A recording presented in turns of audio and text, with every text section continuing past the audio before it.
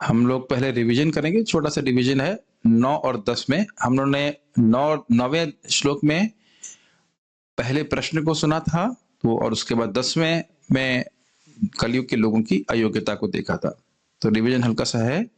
लंबी आयु वाले आयुष्मान, हाँ, हे सूत गोस्वामी, आपके द्वारा मनुष्यों के लिए जो सम्यक रूप से निश्चित किया गया है, उस एकांतिक श्रेय उसे बताइए जो सरलता से समझ में आ जाए। तो एकांतिक श्रेय समझ रहे थे आप, उसकी व्याख्या मैं नहीं कर रहा हूं। जो उसको प्राप्त करके जो निश्चित प्राप्त कराए साधन, उसमें कोई डाउट नहीं है, और उस श्रेय को प्राप्त करने के बाद अब और कुछ प्राप्त करना बाकी न रह जाए।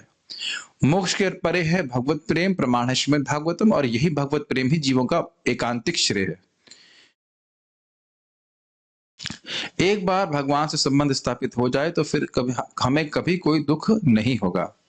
भक्ति करेंगे तो भौतिक कल्याण अपने आप होने लगेगा। ये बात भी सत्य है, ठीक है। आम के पेड़ और उसकी छाया वाला एग्जाम्पल दिया था, फल वाला एग्जाम्पल दिया गया था। हे सभ्य, हे सुत गोस्वामी, प्रायः इस कलयुग में सभी लोग बहुत अल्प आयु वाले होते हैं, इसलिए देश काल पात्र को आप जानने वाले होने के कारण कहिए कि कलयुग के लोगों के होने के कारण कहिए, मतलब आप जानते हो देश क्या है, काल क्या है, पात्र क्या है, उसके अनुसार बताइए कि कैसे श्रेय की प्राप्ति हो जाएगी। देखिए कितनी सुंदर और गंभीर बात है। परम श्रेय की प्राप्ति कह रहे हैं किसके लिए? किसी भी मनुष्य के लिए, चाहे वो सतयुग का हो, चाहे त्रेता का, द्वापर का, चाहे कलयुग का। लेकिन वह साधन पूछ रहे हैं जो बहुत आसानी से प्राप्त करा हो जाए, जो साधन बहुत आसानी से संपादित हो जाए, और लक्ष्य प्राप्त कौन सा कराए? जो चारों युगों के लिए हाईएस्ट लक्ष्य है। मेरी बात आप समझ रहे हैं इस बात को? जो सतयुग में श्रेय था, श्रेय का निर्धारण इस बात पर नहीं होता है कि कौन सा युग चल रहा है। परम श्रेय जो भगवान का प्रेम है, वह सतयुग के लिए भी सर्वश्रेष्ठ है, त्रेता के भी, द्वापर के और कलयुग के लिए। उसमें कोई कॉम्प्रोमाइज नहीं चाहिए। आसानी से कैसे प्राप्त हो जाए ये बता रहे हैं। हाईएस्ट चीज और बड़ी आसानी से और निश्चितता से। आसानी से भी अगर हो और मान लीजिए निश्चित नहीं हो कि परम भगवत प्रेम मिलेगा या नहीं मिलेगा, तो भी फायदा नहीं होगा। तो अब देख रहे हैं कितने आतुर हैं जो ऋषिगण कलयुग के लोगों का उद्धार करने के लिए, कल्याण करने के लिए। क्या ये सब बातें आप समझ पा रहे हैं? ऐसा नहीं कह रहे कि कलयुग के लोग कुछ कर नहीं सकते तो कुछ बता दीजिए, थोड़ा बहुत कल्याण उनका हो जाए। नहीं, परम कल्याण, और जिसको वो लोग संपादित कर सकें। समझ रहे हैं? अभी हम लोग स्वेटर पहन के कथा सुन रहे हैं, और हिमालय में जाकर कथा सुन सकते हैं क्या? सोचेंगे भी नहीं। अरे स्नान करने के बारे में भी नहीं सोचता व्यक्ति। मेरे को आज 3 बार स्नान करना पड़ गया, तो बहुत तकलीफ हो रही है जाड़े में। एक भक्त बोला, हाँ अरे जाड़े में तबीयत खराब हो जाए और स्नान करना पड़े तो बड़ी दिक्कत बात। सोचिए, तो ये स्थिति, तो इस प्रकार की तपस्या करने की शक्ति हमारे पास है ही नहीं, और उस करने की आवश्यकता नहीं। बिना इस तपस्या के कैसे परम श्रेय प्राप्त हो जाए, ऐसा साधन बताइए। ठीक है। कलयुग क्यों बताइए इतना आसान करें? कलयुग के लोग अल्पायुष हैं, मतलब बहुत कम उम्र वाले हैं, मंद हैं, सुमंद हैं, मंद भाग्य हैं और उपद्रत हैं। थोड़ा थोड़ा इसकी बात आपको याद दिला दूंगा। अल्पायुष समझ गए, छोटी उम्र वाले, कम उम्र वाले। और मंद है मतलब अगर लंबी आयु हो तो बुद्धू बहुत है। मंद का मतलब था आलसी, आध्यात्मिक विषयों पे आलस करते हैं, प्रगति नहीं करना चाहते। और आलसी न भी हो तो सुमंद मत है, मतलब बुद्धि बहुत खराब है, समझ में नहीं आता, किसी गलत राह में चले जाते हैं। और कदाचित वो आलसी ना हो और बुद्धि भी ठीक हो तो मंद भाग्य है, भक्तों का संग नहीं मिलता है। और अगर भक्तों का संग मिल गया भी तो उपद्रवता है, डिस्टर्ब रहते हैं, ये परेशानी वो परेशानी, ये टैक्स वो टैक्स, ये सारी सारी परेशानियां रहती हैं, बीमारियां लगी रहती हैं। तो व्यक्ति भगवान का भजन ठीक से कर नहीं पाता। तो क्या ऐसा तरीका है जिसके द्वारा परम श्री की प्राप्ति हो जाए? अब हम लोग आज उनके ये भी प्रश्न है, और प्रश्न के उत्तर तो आगे मिलेंगे। अब हम लोग आज उनका दूसरा प्रश्न देखेंगे। 9, 11, 12, 17, 18, 23, मैं भी भूल गया। 17, 18, 9, 11, 12, 17, 18, 23, ये 6 प्रश्न इन 6 श्लोकों में कही गए। तो मेरे विषय बोलिए। माइक किसी भक्त को दीजिए, बोल सकते हैं। यादवपति प्रभु या कोई भी डिवोटी, प्रेम कृष्ण प्रभु बोल सकते हैं। You know Sanskrit? No, it has to come exactly. भूरिणी भूरि कर्माणि भूरिणी भूरि कर्माणि श्रोतव्यानि विभागशः श्रोतव्यानि विभागशः अतः साधोऽत्र यत्सारम् अतो साधुत्र यत्सारम् समुद्धृत्य मनीषया समुद्धृत्य मनीषया ब्रूहि भद्राय भूतानां ब्रूहि भद्राय भूतानां येनात्मासु प्रसीदति येनात्मा सुप्रसीदति भूरिणी भूरि कर्माणि भूरिणी भूरि कर्माणि श्रोतव्यानि विभागशः श्रोतव्यानि विभागशः अतः साधोऽत्र यत्सारम् अतो साधुत्र यत्सारम् समुद्धृत्य मनीषया समुद्धृत्य मनीषया ब्रूहि भद्राय भूतानां ब्रूहि भद्राय भूतानां येनात्मासु प्रसीदति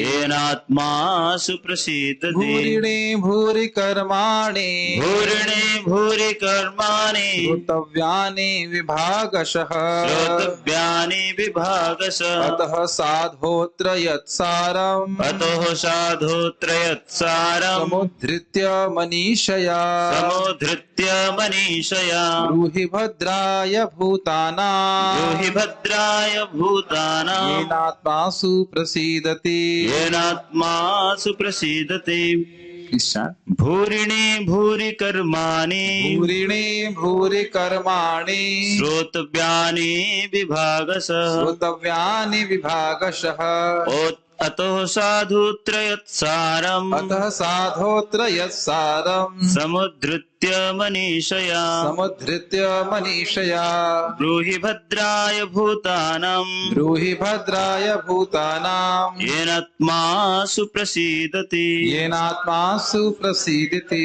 शब्दार्थ पहले हम बोलेंगे। भूरिणी भूरिणी बहुमुखी बहुमुखी भूरि भूरि अनेक अनेक कर्माणि कर्माणि कर्म कर्म कर्तव्य कर्तव्य श्रोतव्यानि श्रोतव्यानि सीखने योग्य सीखने योग्य विभागशः विभागशः विषयानुसार विषय अनुसार अतः अतः अतएव अतएव साधो साधु हे साधु हे साधु अत्र शत्रु यहाँ पर यहाँ पर यत यत जो कुछ सारम सारम निष्कर्ष निष्कर्ष समुद्धृत्य समुद्धृत्य चुनाव करके चुनाव करके मनीषया मनीषया अपने ज्ञान के अनुसार सर्वश्रेष्ठ अपने ज्ञान के अनुसार सर्वश्रेष्ठ ब्रूहि ब्रूहि कृपा करके बताएं कृपा करके बताए भद्राय भद्राय कल्याण के लिए भूतानां भूतानां जीवों के येन जिससे आत्मा सुप्रसीदति पूर्ण रूप से प्रसन्न हो जाती है। पूर्ण रूप से प्रसन्न हो जाती है। धन्यवाद। शास्त्रों के अनेक विभाग हैं और उन सब में अनेक नियमित कर्मों का उल्लेख है जिनके विभिन्न प्रभागों का वर्षों तक अध्ययन करके ही सीखा जा सकता है। अतः हे साधु, कृपया आप इन समस्त शास्त्रों का सार चुनकर समस्त जीवों के कल्याण हेतु समझाएं, जिससे उस उपदेश से उनके हृदय पूरी तरह तुष्ट हो जाए। शब्द को देखें। भूरिणी भूरि कर्माणि श्रोतव्यानि विभागशः। विभागशः मतलब विभाग, डिपार्टमेंट। बहुत सारे शास्त्रों के डिपार्टमेंट है। कर्म कांड, ज्ञान कांड, देवता कांड, ये करना चाहिए। और वह सभी बोल रहे हैं निर्णयात्मक रूप से कि तुम्हारे लिए बहुत अच्छा है, तुम्हारे लिए बहुत अच्छा है। लेकिन ध्यान देना होगा कि कर्म कांड हो या ज्ञान कांड हो, जो कुछ भी हो, वह जीव के परम कल्याण के बारे में नहीं बोल रहे हैं, लेकिन उसे परम कल्याण की तरफ ले जाने का प्रयास कर रहे हैं उसकी चेतना के स्तर के अनुसार। अगर वो बोल रहे हैं कर्म कांड करो, तो जानते हैं कि जीव पूरी तरह से भोग चाहता है, भगवान की भक्ति नहीं कर सकता अभी, तो ठीक है, भोग चाहते हो तो तुम कर्म कांड करोगे, तुम्हें तो उच्चतर भोग प्राप्त होगा, लेकिन धीरे धीरे करके वह से शुद्ध करना चाहते हैं। मेरी बात समझ रहे हैं? तो इससे लोग भ्रमित भी हो जाते हैं। कहेंगे नहीं, यहाँ तो वो लिखा है, उस शास्त्र में ये लिखा है, इस शास्त्र में लिखा है, इसकी पूजा करो, उसकी पूजा करो। क्या हमारे सामने कभी ये प्रश्न नहीं आता है कि उस शास्त्र में, शिव पुराण में तो लिखा है शिव जी भगवान है, और यहाँ लिखा है वो भगवान है, वहां देवता, उस देवता की पूजा करने के लिए लिखा है, तो लोग भ्रमित रहते हैं। तो कह रहे हैं भूरिणी, बहुत सारे शास्त्र हैं और उसमें भूरी कर्माणी, उसमें बहुत सारे कर्मों का वर्णन है। श्रोतव्यानी, जिनको सुना जाना चाहिए, सुन करके किया जाना चाहिए। बहुत सारे विभाग है उसमें, ये करो, ये करो, ये पूजा करो, वो पूजा करो। अब इसका लिंक क्या है पिछले श्लोक से? कलयुग में वैसे लोगों की बुद्धि कम है, उम्र कम है और शास्त्र के इतने विभाग हैं। अतः, अतः शब्द दिख रहा है, अतः का अर्थ क्या होता है? हिंदी समझते हैं अतः का मतलब? इसलिए, इसलिए हे साधु, साधु मतलब आप भगवान के भक्त हैं। अत्र, यहाँ पे, यहाँ हम लोग बैठे, यहाँ यत सारम, उन सारे विभागों का, सारे शास्त्रों का जो सार है, समुद्रतः, आपने से वही ना, दही से मथ करके मक्खन निकालते हैं, मक्खन निकाल के घी निकालते हैं, उसी तरह जो मथ करके आपने निकाला, कैसे मथा है मैंने, आप कैसे जानते कि मैं उसको मथने में समर्थ हूं? तो कहते हैं मनीषया। मनीषा समझते हैं? मनीष मतलब बहुत बुद्धिमान व्यक्ति। तो आपने अपनी बुद्धि से जो सार निकाला है। कलयुग के लोग कैसे हैं? बिना बुद्धि वाले, मंद सुमंद मतयो, मतलब हम लोग, ऐसा नहीं कि जब कलयुग के लोग में बात कर रहे हैं तो किसी और की बात कर रहे हैं नहीं, हम अपनी ही बात कर रहे हैं। तो हम लोग बुद्धू लोग हैं। तो बुद्धू लोगों के लिए आप बुद्धिमान हैं, बहुत बुद्धिमान है। तो आप बुद्धि, अत्यंत बुद्धिमान वाले, अत्यंत मनीषा से युक्त हे सूत गोस्वामीपाद, आप इन बुद्धू लोगों के लिए ऐसा चीज बताइए, शास्त्रों का वह सार बताइए। ब्रूही, ब्रूही शब्द को प्रभुपाद बहुत सुंदरता से अनुवाद किए हैं, कृपा करके। मान लो सूत गोस्वामी कहे नहीं बताऊं वैसे इसको आगे तो बोलने वाले हैं। साधु मतलब यह है कि जीवों का कल्याण करने की भावना उनके हृदय में सदा विद्यमान रहती है। समझ रहे ना मेरी बात? साधु कहने का अर्थ है कि आप साधु हैं, आप जीवों के कल्याण के बारे में जानते हैं और हम पूछ रहे हैं तो आप निश्चित रूप से उसे बोलेंगे। कई बार भक्त लोग को अच्छा प्रश्न करते हैं तो वक्ता कहता है हाँ इससे सबका फायदा होगा, बहुत अच्छा प्रश्न आपने किया है कि नहीं? ये सुखदेव गोस्वामी भी आगे कहते हैं। तो कह रहे हैं ब्रूही, ब्रूही का अर्थ एक हुआ कि आप बोलिए, लेकिन ब्रूही का अर्थ यहाँ पे प्रभुपाद क्या बोले हैं? कृपा करके बोलिए।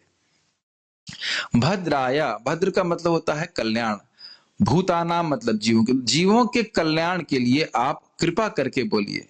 क्या कल्याण है वो भी समझा रहे हैं। ये नात्मा सुप्रसिद्धति, जीव का परम अमंगल क्या है कि जीव दुख में पड़ा हुआ है, अपने को शरीर मान रहा है ना? तो जीव का परम कल्याण क्या है? अपने स्वरूप का बोध हो जाना, यह जीव का परम भद्र है। ये समझ में तो एकदम स्पष्ट रूप से आ रहा होगा। जीव अपने संबंध को भगवान से समझ जाए, प्रेम में, भगवत प्रेम में स्थित हो जाए और उस भगवत प्रेम के द्वारा वह भगवान के सुख का अनुभव कर सकता है, जो भगवान से निरंतर ही विकीर्ण होता रहता है। विकीर्ण मतलब emanates, the happiness which is constantly emanating from Krishna, that the living entity can only experience by developing love of God. That is the ultimate kalyan और auspiciousness for the living entity. जीव का परम कल्याण यही है कि जब वह भगवत प्रेम से पूरित हो जाए और भगवत प्रेम हृदय में भरा रहेगा तो भगवान कृष्ण का जो सुख है, सेवा का सुख है, वह अनुभव कर पाएगा। तो भद्राय समझ रहे हैं? भद्राय भूता नाम मतलब सभी जीवों के भद्र के लिए, उनके कल्याण के लिए बताइए। जैन आत्मा सुप्रसिद्धि, जिसके द्वारा आत्मा बहुत आराम से, बहुत अत्यंत प्रसन्न हो जाए। अब जैसे आप जानते हैं भागवतम के बहुत सारे अर्थ होते हैं श्लोक के। यहाँ पे आत्मा का अर्थ आत्मा है, आत्मा का अर्थ मतलब आत्मा मतलब प्रॉपर जीवात्मा, आत्मा का अर्थ बुद्धि भी है, आत्मा का अर्थ मन भी है, आत्मा का अर्थ शरीर भी है। आत्मा का अर्थ, शरीर का मेरा मतलब है इसका हर तरह से सुखी हो जाए वो कहने करते। वैसे मुख्य अर्थ यहाँ पे हम लेंगे आत्मा का अर्थ आत्मा और आत्मा का अर्थ परमात्मा, जिससे भगवान उससे बहुत प्रसन्न हो जाए, उसकी बुद्धि बहुत प्रसन्न हो जाए, उसका वो स्वयं प्रसन्न हो जाए और उससे भगवान प्रसन्न हो जाए। देखिए जीव को अगर यहां पे भी देखें तो हम भक्ति के द्वारा हर प्रकार का सुख मिलता है। मन को सुख मिलता है कि नहीं? इंद्रियों को सुख मिलता है कि नहीं? नहीं मिलता है। कर्ण रसायन कथा हम सुनते हैं ना, कानों को सुख मिलता है। जीव को सुख मिलता है कि नहीं? हाँ बिल्कुल मिलता है। यस, भगवान की भक्ति हर तरह से सुखमय है। तो लेकिन सिंपल हम सीधा अर्थ समझें, आत्मा मतलब जीवात्मा, और इस सार से, इस उपदेश से जिसको सुन करके जीव सुखी होगा और उसका पालन जब वो करेगा तो भगवान उसे सुखी होंगे। ठीक है? जब कोई व्यक्ति बताता है कि भक्ति ही परम लक्ष्य है भक्ति ही परम साधन है, तो उससे भगवान प्रसन्न होते हैं। ये समझना होगा, इसको आगे जाकर भी हम सीखने वाले हैं। श्लोक एक अर्थ समझ में आ ही रहा होगा, फिर आगे हम पढ़ते जाते हैं। लेकिन ये भूरिणी भूरि कर्माणी के विश्वनाथ चक्रवर्ती ठाकुर जी थोड़ा अलग अर्थ लेंगे, तो उसको आप ग्रहण कर लीजिएगा। यहाँ पे क्या अर्थ लिया जा रहा है कि बहुत सारे शास्त्र हैं और उसके बहुत सारे कर्म हैं, वो उसको देखकर व्यक्ति भ्रमित हो जाएगा, तो आप उसका सार बताइए उसे करना है उसको। लेकिन थोड़ा अर्थ यहाँ पे अलग लेंगे, उसको आप लोग धैर्य से सुनिएगा। इसीलिए आज हम केवल एक श्लोक लिए हैं, उसमें दो अर्थ हैं, कहीं मिक्सअप ना हो जाए, समझने में कोई दिक्कत ना हो, इसलिए हम एक ही श्लोक आज ले रहे हैं। तो यह तो समझ में आ रहा है श्लोक का अर्थ। बहुत सारे शास्त्रों के विभाग हैं, लोग समझ नहीं पाएंगे, तो सार ऐसा बताइए जो उनको अच्छा लगे। जरूरी नहीं है, आवश्यक नहीं कि हर सार वस्तु मीठी ही हो। हर सार वस्तु मीठी ही होती है कुछ बहुत सारी सार वस्तु बहुत कड़वी भी होती है, तो कहते हैं ना, ऐसा सार वस्तु बताइए जिससे आत्मा बड़ा प्रसन्न हो जाए। तो लिंक देखिए, कलयुग के दोष के कारण केवल अनेक शास्त्रों के श्रवण मात्र से ही कल्याणकारी साधन का निश्चय हो जाए, ऐसी भी बात नहीं है। इस बात को बतलाते हुए ऋषिगण यह श्लोक कहते हैं। समझ में आया लिंक? बहुत सारे शास्त्र हैं, ऐसा नहीं कि सबको आप बोल देंगे और वो सब लोग सुन लेंगे तो हाँ समझ जाएंगे भाई हाँ क्या करना है। मुझे याद है जब हम भगवत गीता की चर्चा कर रहे थे, तो हम लोग कर्म योग के बारे में चर्चा कर रहे थे। तो एक भक्त कहे, प्रभु जी मुझे बहुत अच्छा लग रहा है, बहुत प्रेरणा मिल रही है। हमने कह रहे थे कर्मयोग की चर्चा हो रही है, ठीक है कर्मयोग की चर्चा हो रही है, अच्छी बात है, लेकिन आप भक्ति योग के बारे में सुनेंगे तो भक्ति योग का लाभ उठाएंगे ना। भगवान तो इसलिए बोले कर्म योग करो, ज्ञान योग करो, अष्टांग योग करो। तो ठीक है कर्म योग करोगे, उसके बाद फिर ज्ञान योग कर पाएंगे, जीवन में हो पाएगी इस प्रकार शुद्धिकरण। ठीक है, जो करना चाहते करें, लेकिन भक्ति योग के बराबर किसी की क्षमता नहीं है जीव को शुद्ध करने के लिए। तो एक कृष्ण नाम से, कृष्ण बोलने मात्र से अनंत जन्मों के पाप नष्ट हो रहे हैं, इतना तो किसी योग में शक्ति नहीं है ना। भागवतम को सुनने की इच्छा मात्र से भगवान हृदय में आ जाए, इतना तो किसी योग में शक्ति नहीं है ना। समझ रहे ना मेरी बात? लेकिन मैं देख रहा था कि उनके हृदय को उस टाइम कर्मयोग बड़ा अच्छा लग रहा था, क्योंकि वो हाँ उनका तो उस कर्म करने की बड़ी प्रवृत्ति है, तो कर्मयोग बड़ा अच्छा लग रहा है। कर्म करो और फल की इच्छा मत करो और बस भगवान को समर्पित कर दो कर्म फल। ठीक है, वो भी अच्छी बात है, गलत नहीं बोल रहे हैं, लेकिन उसको भक्ति योग से आप कभी कंपेयर नहीं कर सकते, तुलना नहीं कर सकते। तो ये बात है। अब हम सारार्थ दर्शनी को पढ़ रहे हैं, थोड़ा सा वो अर्थ अलग लेंगे, थोड़ा अर्थ अलग क्या बल्कि कहिए बिल्कुल अलग अर्थ लेंगे, थोड़ा समझने का प्रयास कीजिए, थोड़ा रस आपको मिलेगा इसमें। ऋषियों ने अनुरोध किया कि कृपया हमें परम लक्ष्य की प्राप्ति हेतु सभी साधनों में से वे प्रमुख साधन बताएं जिसका कलयुग के लोग सहजता से संपादन कर सकें। ये तो स्पष्ट है, सारे साधन जो परम लक्ष्य की प्राप्ति कराते हैं उसमें सबसे सर्वश्रेष्ठ है वो हमको बताइए, ये तो कोई दिक्कत नहीं। हमें वे सारे साधन बताएं जो श्रवण योग्य हैं, भूरिणी श्रुतव्यानी, जिनका अभ्यास करना चाहिए, जिनके अंतर्गत कई सारी क्रियाएं आती हैं। भूरिणी श्रुतव्यानी का मतलब है भक्ति की वो बहुत सारे साधन जिनका खूब श्रवण करना चाहिए। भगवान की भक्ति के बारे में जब श्रवण करते हैं साधनों का, तो विश्वास होता है ना कि हम भक्ति करेंगे, और उसके अंतर्गत भी बहुत सारी क्रियाएं होती हैं, नाम जप, नाम कीर्तन। आप देख सकते हैं भक्ति की श्रील रूप गोस्वामी कृत जो भक्ति रसामृत सिंधु है, उससे कितने विविध प्रकार बताए गए हैं भक्ति के। तो कह रहे हैं भूरिणी भूरि कर्माणी, मतलब सारे भक्ति के विभागों के संग हमको भक्ति के कर्मों के बारे में बताइए, जिसके द्वारा जीव प्रसन्न हो जाए। मतलब आप समझना चाहिए कि वह भी समझ रहे हैं कि भक्ति सर्वश्रेष्ठ साधन है। अथवा हमें उन शास्त्रों से अवगत कराएं जो सुनने योग्य हैं। कौन से शास्त्र सुनने योग्य हैं? श्रीमद् भागवतम कि नहीं? क्योंकि वे परम लक्ष्य प्राप्त कराने हेतु कई साधनों की व्याख्या करते हैं, जिसमें स्वयं अनेक क्रियाएं होती हैं, जिससे हमारी बुद्धि या आत्मा पूरी तरह संतुष्ट हो जाए। समझ में आई? ये लाइन थोड़ा समझने में टफ हो रहा होगा। हमें ऐसे शास्त्रों को सुनाइए जिसके द्वारा हम भक्ति के साधन की बात समझ लें, भक्ति किस प्रकार से की जानी चाहिए, कैसे भक्तों ने भगवान की प्राप्ति करी, यह सब तो श्रीमद् भागवतम सुनते हैं, समझते हैं। तो वह हमें सुनाइए, इसके द्वारा परम लक्ष्य की प्राप्ति होगी, उसको सुन करके मन प्रसन्न हो जाएगा। क्या आप लोग अनुभव करते हैं कि जब हम नाम की महिमा श्रीमद् भागवतम से श्रवण करते हैं तो हमको बहुत प्रेरणा मिलती है? नाम जप करेगा वो तो आगे की बात है, केवल श्रवण करके ही। जैसे कि कोई व्यक्ति भगवान का नाम उच्चारण करता है कैसे भी, तो भगवान की मति ऐसी होती है कि ये व्यक्ति मेरा है, मदियो अयम सर्वथा मद रक्षणीय, और हमेशा मेरे द्वारा इसकी रक्षा की जानी चाहिए। क्या सुनकर प्रसन्नता नहीं होती? समझ रहे ना मेरी बात? तो ऐसे शास्त्र को सुनाइए जिसमें भक्ति का ही वर्णन हो, ये कहना चाहते। एक थोड़ा अलग अर्थ ले रहे हैं हम लोग, वापस उसी पे आ जाएंगे। बाद में समझाया जाएगा कि ये क्रियाएं श्रवण, जप और भक्ति की अन्य क्रिया, मतलब भक्ति की अन्य अन्य क्रियाओं के बारे में बताइए। इससे हमारी आत्मा प्रसन्न हो जाएगी और सभी की आत्मा प्रसन्न हो जाएगी। बोल रहे बाल प्रबोधिनी में कह रहे हैं क्या?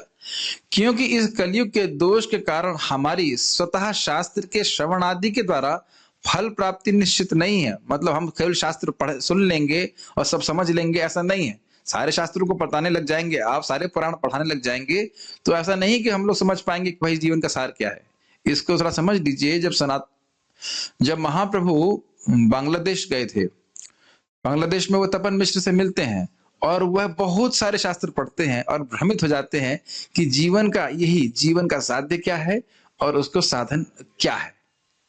ये मनुष्य जीवन का सबसे महत्वपूर्ण प्रश्न होना चाहिए कि मेरे जीवन का लक्ष्य क्या है, परम लक्ष्य क्या है, और उसको मैं कैसे प्राप्त कर सकूं। ठीक है ना? अन्यथा हमारा जीवन वैसा हो जाएगा जैसे ग्रामीण लोफर, गांव के लोफर समझते हैं, उन्हें कुछ काम नहीं होता है, इधर से उधर लोग को परेशान करते घूमते हैं। लोफर तो मैं इंग्लिश में बोल रहा हूं, शायद हिंदी शब्द क्या है लोफर का? हाँ क्या? लफंगा। हाँ, ऐसा लफंगा कह सकते हैं। हाँ, मतलब निरुद्देश जीवन जीने वाला लफंगा कह सकते हैं। भी अच्छा नहीं आ रहा, हिंदी में नहीं आ रहा, हिंदी नहीं आता है आप लोगों को। जो भी है, अब जो भी कह लीजिए इसको, मैं उच्छृंखल व्यक्ति, उच्छृंखल स्वैर आचरण करने वाला व्यक्ति, अपने मन माना करने वाला व्यक्ति, इस प्रकार से जीवन बद्ध बता रहा है। तो अब वह सारे शास्त्र सुन लेगा तो उसको पहली बात तो प्रश्न ही नहीं करता है कि मेरे जीवन का साध्य क्या है, मैं कैसे साधन प्राप्त करूं, कुछ करता ही नहीं, इंद्रिय तृप्ति में लगा रहता है। और उसके ऐसा जीव जो इस प्रकार से भ्रमित है, वो सारे शास्त्रों को सुन के और भ्रमित ही होगा, वो समझ नहीं पाएगा। समझ रहे ना मेरी बात?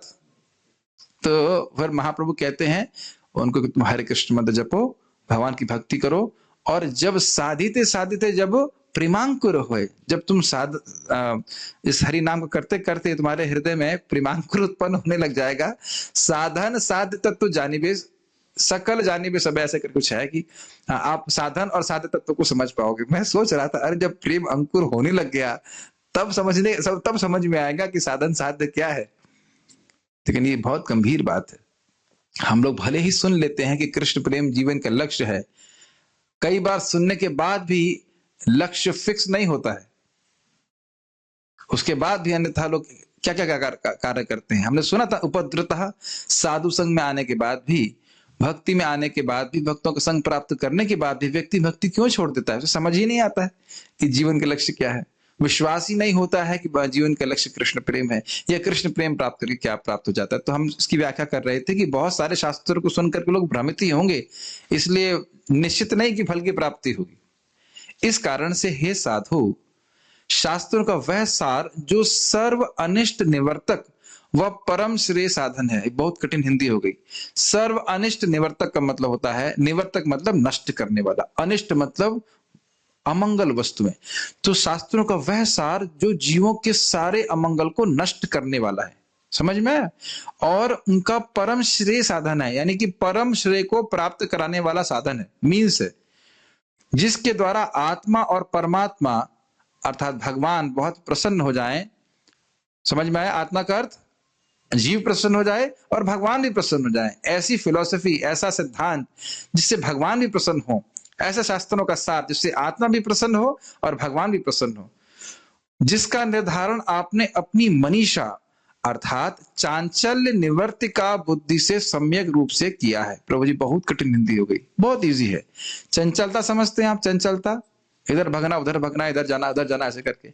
और निवर्तन मतलब नष्ट करने वाला। तो आपकी बुद्धि एकदम फिक्स्ड है उस लक्ष्य में, आप जानते हो क्या कंक्लूजन है। तो आपके वचन को सुन करके जो जीवों की चंचल बुद्धि है, अरे भाई ये करना चाहिए, वह करना चाहिए, ये होना चाहिए, वह होना चाहिए, वह सब नष्ट होगी, आपके वचनों से नष्ट होगी। तो इसीलिए कह रहे हैं आपकी बुद्धि, आपकी मनीषा, आपकी बुद्धि कैसी है? जीवों के चंचलता का निवर्तन करने वाली है। चंचल समझ रहे हैं? चंचल मीन्स फ्रिवलस इंग्लिश में कहा जाएगा। चंचल मतलब अनस्टेबल, इधर इधर जाना, आज ये करना, आज वो करना, आज ये करना, आज ये करना, आज ये करना चाहिए, वो करना चाहिए। क्यों करना चाहिए? क्योंकि हम सोच रहे हैं इससे मेरा कल्याण होगा, यही तो कारण है, ये ना कारण है। तो कह रहे हैं ना, आप अपनी मनीषा से, अपनी बुद्धि से इतना बढ़िया से डिसाइड करके दे देंगे कि जीव समझ जाएगा कि नहीं, मुझे भगवान की भक्ति ही करके परम सुख प्राप्त होगा, मैं कहीं अपने मन को और नहीं लगाऊंगा।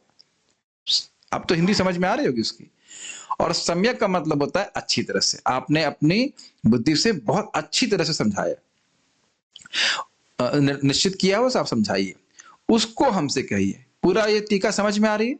वह बात बताइए जो सारे अमंगल नष्ट करने वाले है जीव के लिए, परम श्रेय की प्राप्ति कराने वाला है, जिसके द्वारा आत्मा और परमात्मा दोनों प्रसन्न होते हैं, और जिसका निर्धारण अपने हर प्रकार की चंचलता को निवारण करने वाली बुद्धि से किया। अब साधु की व्याख्या कर रहे हैं, हे साधु, इस संबोधन के द्वारा यह सूचित कर रहे हैं कि अन्यों का कार्य साधित करने वाले साधु आप हैं, इसलिए आपके द्वारा हमारे प्रश्नों के उत्तर देने के द्वारा हमारा दुख दूर करना उचित ही है। समझ रहे हैं इसका अर्थ? साधु मतलब, वैष्णव मतलब, भक्त मतलब वह हमेशा दूसरों के कल्याण के बारे में सोचता है। मान लो सूत गोस्वामी जी कहेंगे नहीं देता उत्तर, मैं क्यों दूं उत्तर, मेरे को क्या गर्ज है? गरज समझते हैं? गरज का मतलब होता है क्या जरूरत है, मेरे को क्या जरूरत है आप लोग के उत्तर देने की, मैं नहीं देता। तो कहते हैं नहीं, आपका गुण ही इस प्रकार का है, आप जान रहे हो कि हम जीवों के कल्याण के बारे में जानने के लिए अत्यंत व्यग्र हैं। व्यग्र का अर्थ समझते हैं? व्याकुल हैं। तो इस व्याकुलता को आप मिटाइए। आप लोग का क्या अभी कोई ऐसा कभी अनुभव हुआ है कि कोई आध्यात्मिक प्रश्न आपके मन में फंसा हुआ है जिसकी वजह से आप व्याकुल हो जाते? कौन सा प्रश्न था लास्ट टाइम मेरे मन में? प्रश्न कौन सा आया था? जब आप शास्त्र पढ़ेंगे, अगर पढ़ते हैं और कुछ बात नहीं समझ में आती है तो साधु या भक्त लोग व्याकुल हो जाते हैं, भाई ये समझ में नहीं आ रहा है। जैसे आज एक भक्त को क्लास देनी थी, बोले प्रभु जी मैंने वहां पढ़ा कि मत्स्य अवतार के एक ही बार आए, और यहाँ भागवत में पढ़ रहा मत्स्य अवतार जो है 2 बार आए, क्या कहना चाहते? तो व्याकुलता थी ना। क्यों व्याकुल है? क्योंकि उन्हें प्रवचन देना था, किसी गलत नहीं सिखाना चाहते। भक्त लोग कभी गलत नहीं सिखाना चाहते। जैसे वो याद है, आप यादवपति प्रभु जी ने बोल रहा था ना कि भगवान जानना चाहे तो जान सकते हैं। प्रभु जी ने सही ऑब्जेक्शन रखा, मैं व्याकुल हो गया, बहुत व्याकुल हो गया, मैंने कहीं गलत तो नहीं बोल दिया? ऐसा तो नहीं कि भाई मेरा कोई प्रवचन सुनकर वही बात रिपीट कर दे। देखिए वो बात एक अलग कंटेक्स्ट में थी कि भगवान की शक्तियां अनंत हैं, तो भगवान उसको ना जाने तो उससे उनकी सर्वज्ञता में कोई हानि नहीं होती है। प्रभुपाद उसको समझाते हैं कि भगवान की शक्ति अनंत है, तो जब उनका अंत ही नहीं है तो अंत ना जानना से भगवान की सर्वज्ञता नष्ट नहीं होती है। लेकिन मैं उसको उधर 1.11 में लेके आ रहा था, तो अगले दिन हमने उसको ठीक कर दिया था, लेकिन वो बहुत व्याकुल हो गए थे। एक बार हमारे प्रभु जी ने प्रश्न किया था, क्या प्रश्न किया था? शिला कौन से गौर किशोरदास बाबा जी महाराज के बारे में। तो ये प्रश्न करके व्याकुल हो गए, उनका प्रश्न सुनकर मैं व्याकुल हो गया कि क्या उत्तर होगा, सही उत्तर दिया कि नहीं, कि माधुर्य भाव, माधुर्य जो शब्द है वो केवल श्रृंगार रस में होता है कि बाकी सब में भी होता है? तो मधुरता तो हर रस में है, माधुर्य शब्द का प्रयोग स्पेशली हम लोग श्रृंगार रस के लिए कर रहे हैं, लेकिन वैसे हर रस मधुर है। ऐसा नहीं कि गोलोक में केवल श्रृंगार रस में मधुरता है और वात्सल्य में नहीं है, उसमें नहीं है। और या नहीं, आपने पूछा था कि भक्तों को जो विरह होता है वो केवल श्रृंगार रस वालों भक्तों को होता है कि नहीं, यही प्रश्न था ना। ये प्रश्न करके व्याकुल हो गए, अगले दिन बोले मैं सो नहीं पाया सोचता रहा उस प्रश्न के बारे में, और इनका प्रश्न सुन करके मैं व्याकुल हो गया कि हमने कहा ना, सभी भक्तों को, जो भी भक्त हैं उन सबको भगवान से विरह होता है, व्याकुलता होती है। तो हम खाली बोल रहे हैं यहाँ पे कि जो शौनक आदि ऋषि हैं ये व्याकुल हैं कलयुग के लोगों का उद्धार करने के लिए, हमारे लिए व्याकुल हैं। अपने लिए नहीं, वो तो भक्त हैं, हमारे लिए व्याकुल है कि इन लोगों को बताया जाए कि किस प्रकार से इनका परम कल्याण हो जाए आसानी से। समझ में आए? इसलिए कह रहे हैं साधु आप, हम साधु मतलब दूसरों पे कृपा करने वाले हैं, कल्याण करने वाले हैं, आप कल्याण जानते हो, इसलिए आप निश्चित रूप से कहेंगे, हमें विश्वास है। इसीलिए प्रभुपाद जी का आपको अर्थ समझ में आ रहा है, ब्रूही मतलब कृपा करके। देखिए मैंने पहले भी कह चुका हूं इस बात को कि साधु, जो वाकई साधु है, वो कृपावश बोलते हैं। ऐसा हम नहीं बोल रहे, हम तो अपने शुद्धिकरण के लिए बोल रहे हैं, लेकिन जो प्रभुपाद जी महान आचार्य हैं, वो कृपावश बोलते हैं, करुणावश। उन लोगों के लिए जो बहुत बार प्रायः कृष्ण के बारे में श्रवण भी नहीं करना चाहते, या दीनवत्सल कहा जाता है। वो खुद अपना कल्याण नहीं चाहते हैं, लेकिन साधु लोग उसे उनका कल्याण चाहते हैं। जो व्यक्ति भगवान की भक्ति में आगे बढ़ेगा, उसके अंदर इस साधुत्व जरूर होगा। किसी भी तरह से कल्याण होगा, प्रसाद खिला करके, जप करा करके, या कैसे भी किसी तरह भक्ति का संपर्क दे करके वह कल्याण करना ही चाहते हैं, क्योंकि वो जानते हैं कि भगवान की भक्ति अमोघ है और परम कल्याणमयी है। वो जानते हैं, भले ही जो सामने वाला व्यक्ति वो ना जाने। आप अपने प्रीचिंग के क्षेत्र में देखते हैं कि नहीं देखते, लोग भक्ति छोड़ देते हैं। फिर क्यों? समझ नहीं पा रहे उनका कल्याण है। तो ये कह रहे हैं कि आपने कृपा करके सब बोलिए। प्रभुपाद जी का तात्पर्य बहुत सुंदर तात्पर्य प्रभुपाद जी का, बड़े ध्यान पूर्वक सुनिए। आत्मा अथवा स्व को पदार्थ तथा भौतिक तत्वों से पृथक माना जाता है। आत्मा शरीर से अलग है। तो आत्मा के सुख के बारे में बोल रहे हैं। मैंने इसलिए बोला था आत्मा के कई अर्थ ले सकते हैं, लेकिन यहां मुख्य अर्थ है आत्मा का जीवात्मा। जीवात्मा प्रसन्न हो जाए। भगवान तो हमेशा प्रसन्न होते ही, अपने आप में प्रसन्न है, लेकिन भगवान उस फिलॉसफी से प्रसन्न हो जाए, ये भी अर्थ लिया है। लेकिन मुख्य अर्थ जो हम यहाँ फोकस कर रहे हैं वो ये है कि जीवात्मा जिससे प्रसन्न हो जाए, सुखी हो जाए। वो दुख में पड़ा हुआ है। इसका स्वरूप स्वभावतः आध्यात्मिक है, अर्थात सत चिद आनंदमय। अतः यह किसी भी परिणाम के भौतिक आयोजनों से तुष्ट नहीं होता। ये लाइन को मैंने हाईलाइट क्यों किया हुआ है? ये हमारे जीवन को परिभाषित करने वाला सूत्र प्रभुपाद यहाँ पे दे रहे हैं। अगर हम सुखी होना चाहते, हम बार बार सोच रहे हैं कि भौतिक व्यवस्था बना करके मैं किसी तरह सुखी हो जाऊंगा, इसीलिए तो लोग प्रयास कर रहे हैं कि नहीं। और प्रभुपाद जी क्या कह रहे हैं? किसी भी व्यवस्था से, जो कोई भी भौतिक व्यवस्था व्यक्ति कर ले, उसके द्वारा आत्मा, जीवात्मा कभी संतुष्ट नहीं हो सकता। प्रमाण आप भागवत में ही देख सकते हैं। हिरण्यकशिपु के बराबर भौतिक आयोजन किसी के नहीं थे, लेकिन वह सर्वथा असंतुष्ट था। अभी तो प्रभुपाद जी भगवत गीता में बताते हैं कि मन को जितना भोगों में आप डाल नहीं, अच्छी हिंदी यूज कीजिए, अभिनिवेशित करेंगे, कि अब्सॉर्ब करेंगे उसमें, तब उतना ही मन असंतुष्ट हो जाएगा। और जितना आप मन को भगवान में लगाएंगे, उतना ही मन संतुष्ट होगा। भगवान की कथा में लगाएंगे, मन प्रसन्न होगा। ये तो सब भक्त लोग अनुभव करते हैं कि नहीं। मैं श्रीनाथ जी प्रभु को देख नहीं पा रहा हूं। उनको एक बार पूरी क्लास में एक बार श्रीनाथ जी बोलना बड़ा अच्छा लगता है। अब आलती बालती मार के बैठो थोड़ा छोटे कम है, लंबे कम। नहीं, मैं वैसे भूखा नहीं, खाऊंगा नहीं आपको, आप आगे बैठ सकते हैं आगे, ठीक है। नहीं फिर आप मेरा नाम कई बार बोलाओगे तो अच्छा है ना, श्रीनाथ जी नाम ले रहा तो अच्छा है ना, ठाकुर जी का नाम ले रहे। तो ये बात आप लोगों को समझ में आ रही है? अगर नहीं समझ में आ रही तो मैं आगे नहीं बढ़ूंगा। समझ में आ गया? भोग विलास के लिए प्रयास करना ये आत्मा के स्वरूप के बिल्कुल अलग है। भक्ति के जीवन चलाने के लिए जो आपके लिए धन आवश्यक हो उतना ग्रहण कीजिए, उसमें कोई दिक्कत नहीं है। प्रभु जी मुझे भक्ति चलाने के लिए कम से कम 1 करोड़ रुपए तो चाहिए। नहीं, 1 करोड़ रुपए नहीं चाहिए होता है भक्ति करने के लिए। समझ रहे हैं? जितना धन आएगा उतना लोभ बढ़ेगा। लोभ मतलब ग्लानि, लोभ मतलब है कि ये नहीं मिला है, ये नहीं मिला है, ये नहीं मिला, केवल जीव जलता रहेगा। मैं इसलिए होल्ड कर रहे यहाँ पे रखा हूं इस बात को। क्या ये बात समझ में आ रही? अब पता नहीं कितना समझ में आ रही, लेकिन एक और थोड़ा इस पे रिफ्लेक्ट कीजिए, मनन कीजिए। देखिए लाइन तो समझ में आ रही, कितना मनन इस पे हम कर रहे हैं। क्या हम जीवन में नहीं देखते कि हम किसी भौतिक वस्तु पे अपना मन को, चित्त को लगाते हैं, ये मुझे चाहिए, मुझे चाहिए, मुझे चाहिए, और जब वस्तु प्राप्त हो जाती है उसके बाद उसको मतलब ही नहीं होता, उसका ध्यान भी नहीं रखते हम।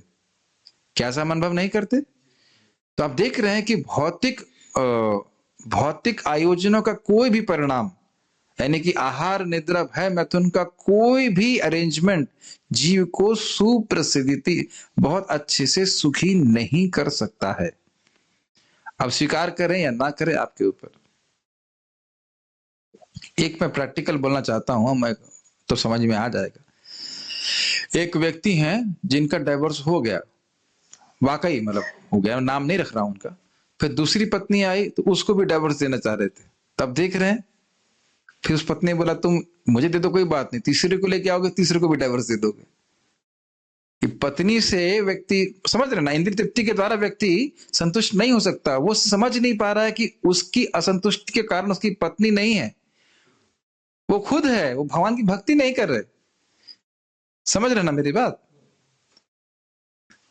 भूख लग रही है, अगर हम लोहा लंगर डालें पेट में तो क्या संतुष्ट हो जाएंगे? दूसरे के लिए बोल दें हम उसको, हम क्या कर सकते हैं? दोष नहीं दे सकते। इंद्रिय तृप्ति करके जीव कभी सुखी नहीं हो सकता। भगवत गीता में भगवान इस बात को बोल रहे हैं। दुख योनय एवते, यही संस्पर्श जब होगा, दुख योनय एवते, एव वही दुख की योनि है। इंद्रियों को इंद्रियों के भोगों से संपर्क करने से ही व्यक्ति का दुख का निर्माण होता है।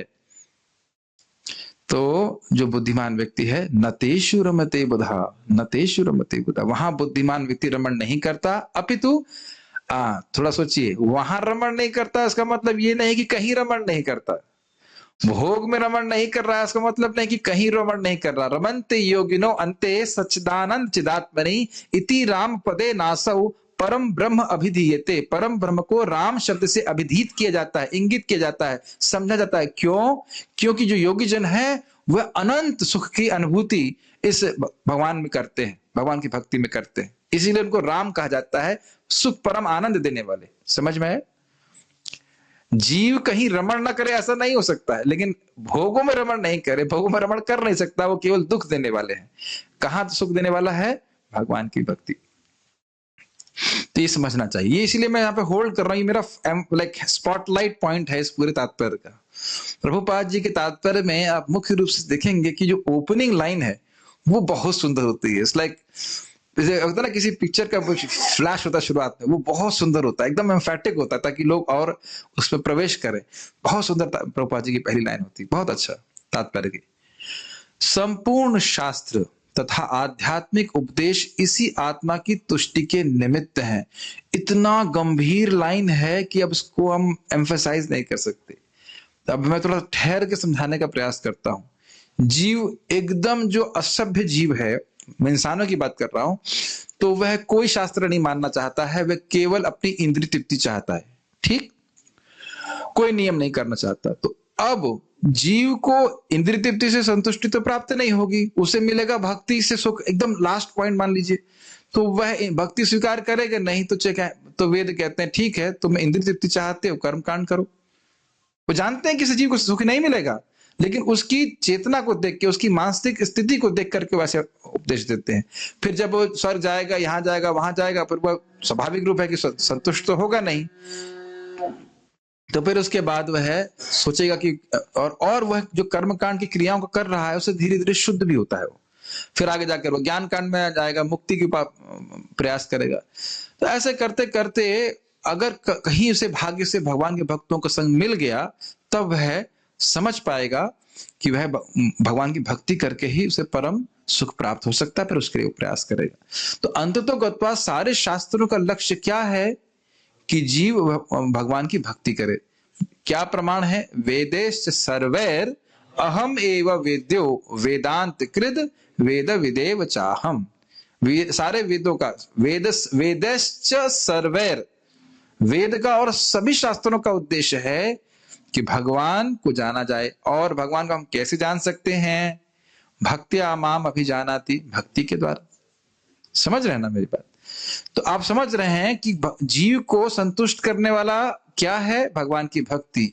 और उसी के लिए सारे शास्त्र उसको उपदेश दे रहे हैं, या तो तात्कालिक रूप से उसकी चेतना के अनुसार दे रहे हैं, कर्मकांड करो, ये करो, वो करो, और कहीं कहीं अगर उसकी उचित चेतना है तो फिर उसको भक्ति का सीधे उपदेश दे रहे हैं। और यही भागवत की बात है। भागवत में कोई चीटिंग धर्म नहीं है, कैटव धर्म नहीं है, सीधे भक्ति का उपदेश दिया जाएगा कि भक्ति करो, भक्ति करके तुम सुखी हो जाओगे।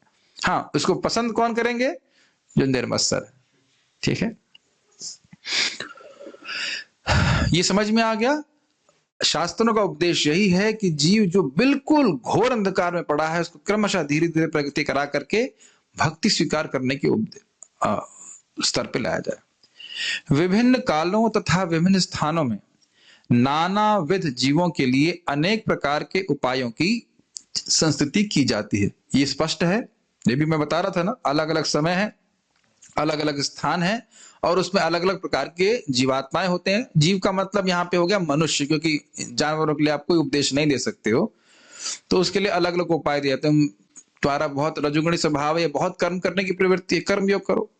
तुम बहुत विरक्त हो, ज्ञान योग करो।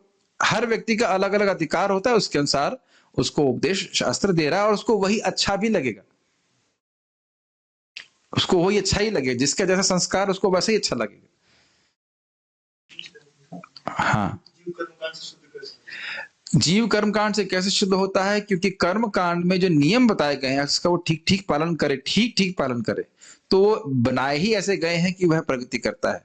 जैसे उदाहरण के लिए आप समझ सकते हैं कि हम लोग नर्सरी में ABCD सीखते हैं मोटा मोटी, उसके बाद हम कुछ शब्द बनाना सीखते हैं इंग्लिश के, A फॉर एप्पल है, जो भी कर लीजिए।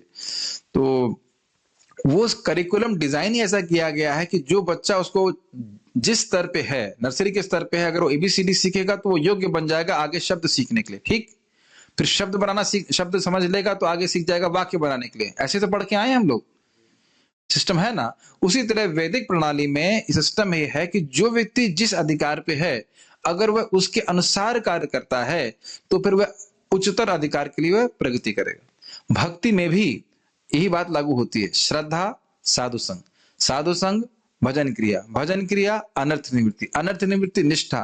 तो हम जिस स्तर पे हैं उस स्तर पे रहकर हम भक्ति करते हैं और उसी प्रकार भी पाएंगे तो अपने आप ही हम प्रगति करते हैं। ऐसा नहीं कि हम तुरंत भाव स्तर की भक्ति करने लग जाएंगे। जिस स्तर पे हैं उससे नीचे की भक्ति हम करेंगे नहीं, और जिस स्तर पे हैं उस स्तर पे करने से अपने आप प्रगति होगी। क्या ये बहुत ही सूक्ष्म बात है, ये समझ में आ रही है?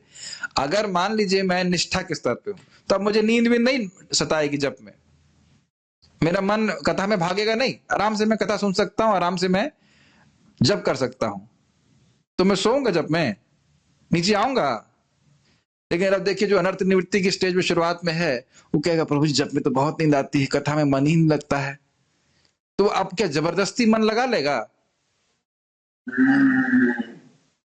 मेरी बातें आप समझ पा रहे हैं? फिर उस एग्जाम्पल से समझ लीजिए, जो व्यक्ति फर्स्ट क्लास में है वो वर्ड बनाना सीख गया है, तो ABCD तो उसको आता है ना, क्या वो वापस ABCD सीखेगा? लेकिन क्या वो शेक्सपियर का नॉवल पढ़ सकता है?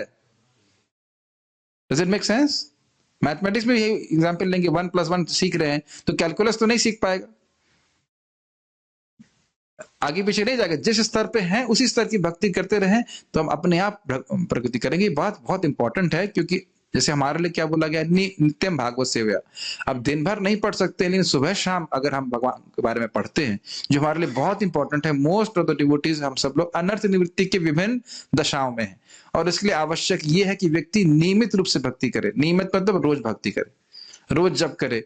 आप देखिए कुछ भक्त लोग यहाँ भी डाउन हो जाते हैं, वो सुबह उठ नहीं पाते, सुबह जप नहीं कर पाते। ऐसे भक्त भी हैं, वह भी कुछ कुछ भक्ति कर रहे हैं लेकिन रोज नहीं कर पाते। तो उन लोग सभी, हम सभी लोगों के लिए एक बहुत अच्छी शिक्षा यहाँ प्राप्त हो रही है कि अगर हम भक्ति में प्रगति करना चाहते हैं तो हम नियमित रूप से भक्ति करने का प्रयास करें रोज। ठीक है?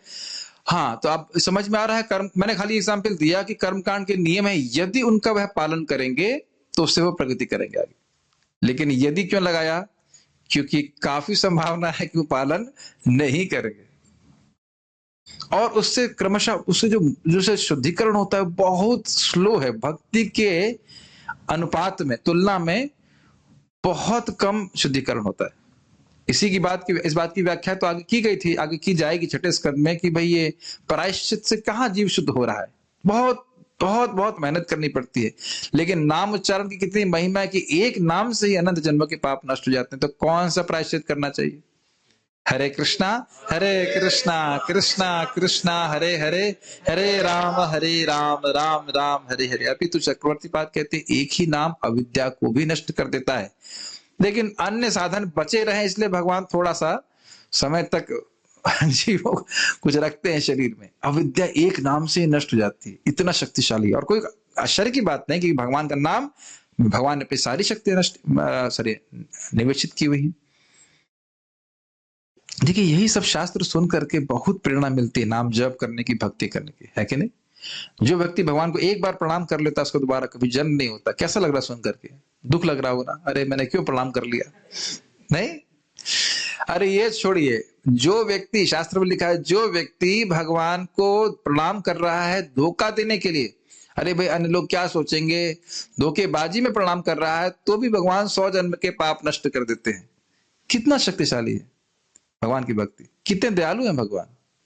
जहर देने वाली को उन्होंने गोलोक में स्थान दे दिया। भगवान महाराज जी बोल रहे थे, अरे कोई गुंडा घूम रहा है तो उसको बोलेंगे भाई देखो मेरा फ्लैट खाली, वहां जाके रहो। लेकिन भगवान असुरों को मारते हैं और अपने धाम दे देते, जाओ वहां रखो, यहाँ हम बहुत तुम डिस्टर्ब कर रहे हो, जाओ मेरे धाम में रहो। कितना सुंदर बात है। यही हम लोग दूर नहीं बैठे हैं, कालिया दह पास में ही तो है ना। सब लोग आश्चर्यचकित कर रहे हैं कि अरे जिस चरण धूलि को, भगवान की चरण धूलि को ब्रह्मा जी को प्राप्त नहीं है, शिव जी को प्राप्त नहीं, कालिया कैसे पा गया? तो आचार्यों ने बोला कि वृंदावन में रह रहा था इसलिए पा गया। बहुत सारे मतामत है, लेकिन मेन बात है भगवान स्वराट हैं, वो किसी को भी कृपा दे सकते हैं। हम कहाँ चले गए? थोड़ा हम बात कर रहे थे कि नियम जो व्यक्ति पालन करता है तो वैसे अपने आप प्रगति करता है। तो अब लोग घबराइए मत। हमारे लिए जो शिक्षा है कि भक्ति में हमको जो बोला गया 16 माला जप करने के लिए, उसको नियमित रूप से करें, 4 नियमों का पालन करें, स्वाभाविक रूप से आप प्रगति करेंगे, अपने आप प्रगति करेंगे और बड़ी तीव्र प्रगति करेंगे। ठीक है, but that should be done nicely. ठीक है, तो हम बात कर रहे थे कि विभिन्न कालों, विभिन्न स्थानों और नानाविध जीवों की चेतना के अनुसार उनको अलग अलग उपायों की संस्तुति की जाती है। फलस्वरूप प्रामाणिक शास्त्रों की संख्या अनगिनत है। अमेजिंग पर्पट है प्रभुपाद जी का। जो व्यक्ति कर्मकांड, कर्माधिकारी है, उसके लिए प्रामाणिक शास्त्र क्या है?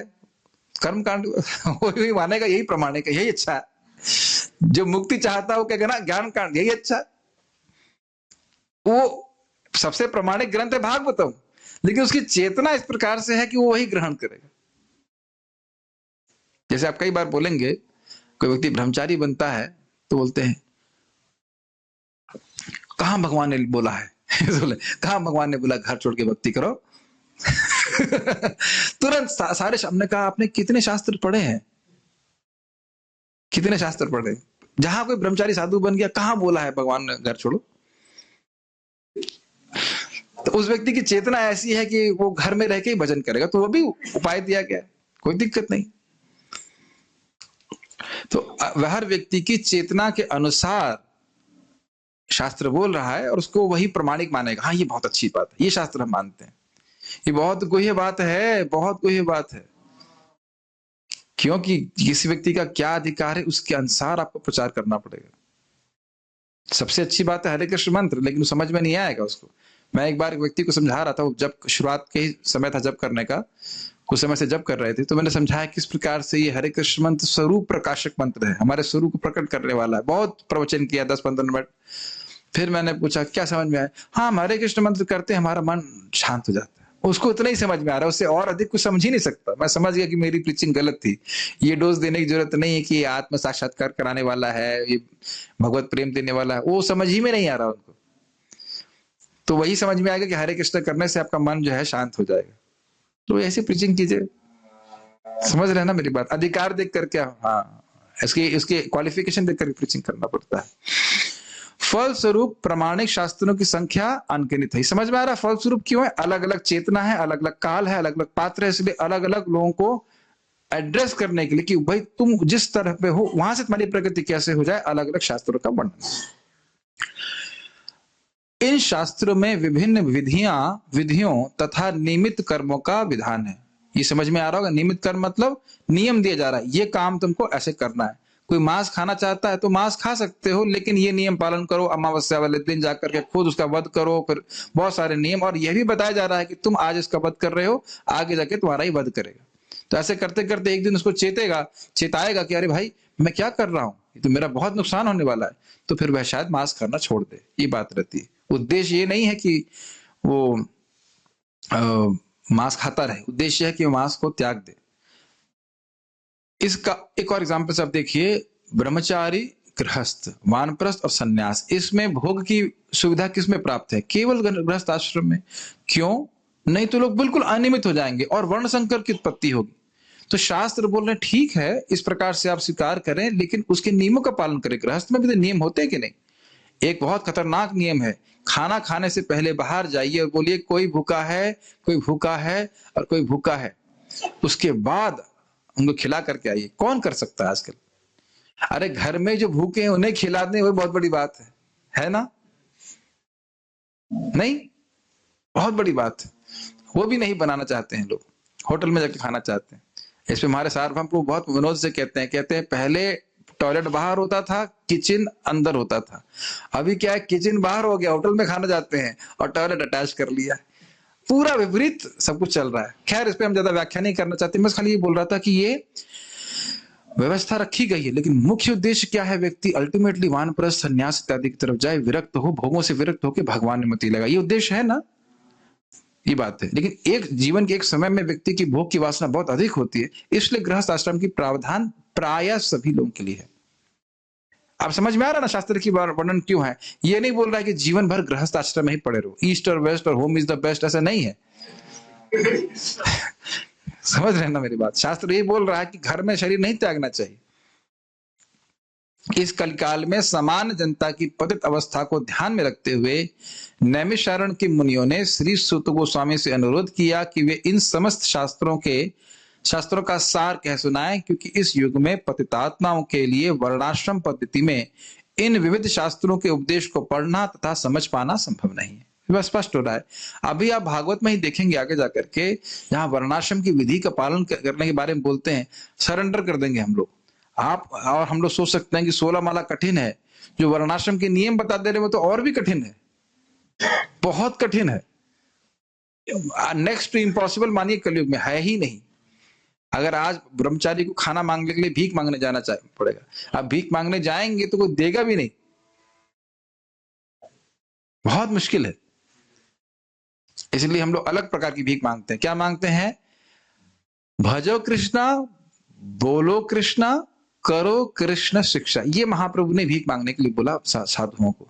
आप कृष्ण का भजन कीजिए, कृष्ण का नाम बोलिए और कृष्ण की शिक्षा को ग्रहण कीजिए। ये है। भिक्षा मांग रहे हैं, शिक्षा दे रहे हैं? नहीं, मांगे यही भिक्षा।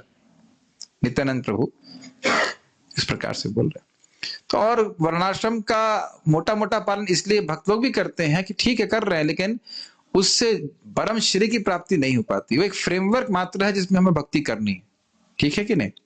ओके, इसको समझ लीजिए। जैसे प्रकार से यहाँ पे आप एक छत देख रहे हैं, तो ठीक है छत है, तो छत डालने के लिए जो क्या होती है, वो जो बांधकम कहते हैं, क्या कहते हैं उसको? बांधकम नहीं कहते हैं, लैंड, हाँ शटरिंग। शटरिंग है, तो शटरिंग छत नहीं है, लेकिन छत डालने के लिए शटरिंग की आवश्यकता होती है। तो वर्णाश्रम के नियमों का पालन करने से व्यक्ति पुण्यात्मा रहता है, पाप करने से बचता है, लेकिन वो अपने आप में भक्ति नहीं हो जाता है।